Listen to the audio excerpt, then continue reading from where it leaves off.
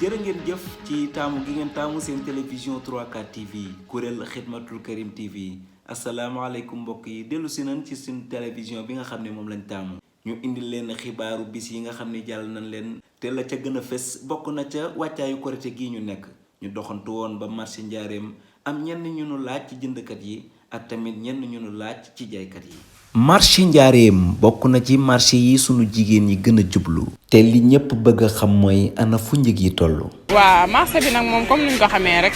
tey day neex suba mu nakkari prix yi moom c'est pas fixe ndugg mi actuellement moom ndugg am na moom mais kantaak yu jëm ci famille verte yi moom ay oignon kaani salade yooyu noonu yooyu moom commencé na cher en fait parce que je pense que kii bi korité bi li muy waaj a ñëw moo tax parce que il y a une semaine de cela yomboon na torop soble beeg pomme de terre bi tamit seeroon na amoon na ay jamono seeroon na mais instant bi mën naa ne wàcc na ndax ñu ngi jëndee soble bi kilo 400 pomme de terre bi aussi ñu ngi koy jëndee kilo 400 wala 450 au pire des cas mais je pense que d'ici 2 jours mën nañ ko yokk vu que ñu ngi préparer korité comme ni ko ñëpp xamee rek korité buy waaj a ñëw dañuy yokk prix aussi les prix en fait yooyu noonu moo tax mais marché bi daal mu ngi nii daal neex dara neexul lépp a métti. waaw prix toogul de fi mu ne nii moom kenn xamagul moom sans prix yi toogul benn place dañuy déplacé tey mu prix bi day am suba prix bi comprendre guñ daal fi mu ne nii prix yi non du ñun mënuñoo yokk ñun luñ jëndee rek la ñuy jaayaatee ñun mënuñoo yokk ñun soble bi 400 pomme de terre bi bu dee bu xonk bi 500 la bu dee bu weex bi 400.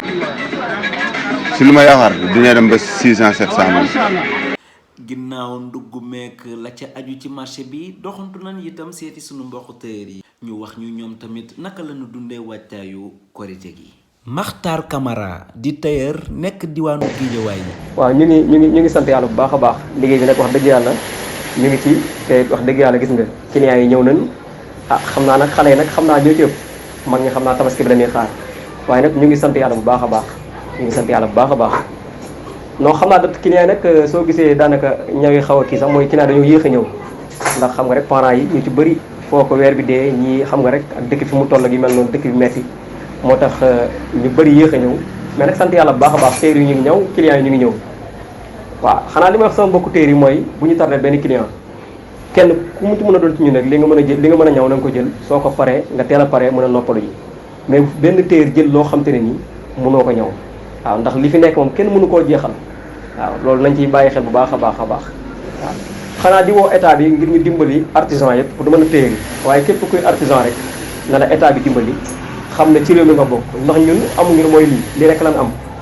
waaw tey maa ngi fàttaliku suñu mbokk téye yi nga xam dañu ñëw 217 événement bi tey mën nañ ne bokkuñu ci ndax état bi mu ngi xool ñu ngi fi dugal ay machines yoo xam ne machine ordinateur la yoo xam te ne nii ñu ay téer 217 yoo xam ne mënoon nañ cee liggéey mënoon nañu liggéey événement bi lu bëree bëri mais fi mu toll nii mënatuñu ko liggéey